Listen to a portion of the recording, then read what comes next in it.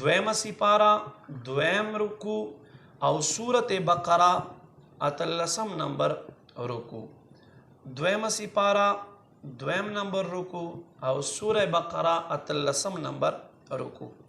بسم الله الرحمن الرحيم ولكل وجهة هو موليها. هر یو جهت چه ده هر یو مخکون کی لره یو خپل سمت فاستبقوا الخيرات پس تاسو په خیګړو کې مخ کې کېږئ اينما تکونو تاسو چیرته چې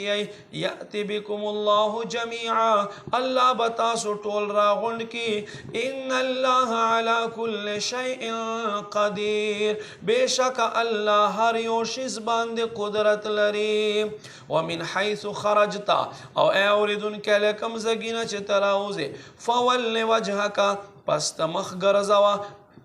شطر المسجد الحرام بطرف دا مسجد حرام وإنه بشك شان داده للحق من ربك ضرور دا حق تستا رب لجانبا وما الله بغافل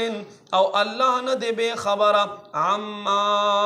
تعملون اغسنا چه تاسو عملونا کوئی. ومن حيث خرجتا او دا کم زگینا چه تراوزه فول وجهك شطر المسجد الحرام تمخو گرزاو پا طرف دا مسجد حرام وحيث ما کنتم او چرتا چه تاسو یای فولو وجوهکم تاسو خپل مخونا گرزاوی شطره پا دخ طرف بانده لالله لپارد دے چه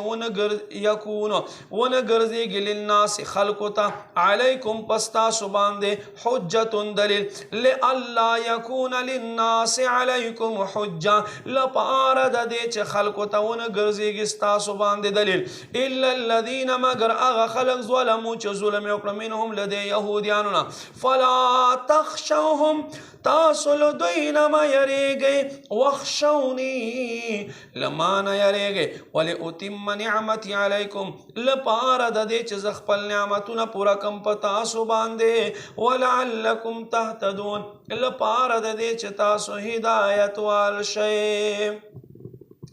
کما ارسلنا فیکم رسولا سنگ چه مونگ راولے گلو پستاسو کے رسول منکم لستاسو قومنا یتلو علیکم آیاتنا چه تلاوت کوي زمونگ آیاتونا پستاسو باندے ویزکیکم او تاسو پاک کوي ویعلمکم الکتاب والحکمہ تاسو تا کتاب او حدیثونا بیانے ویعلمکم او تاسو تا خیل کوي ما اغسلم تکونو تعلمون اغا چه تاسو علم نلرلو فاذکرونی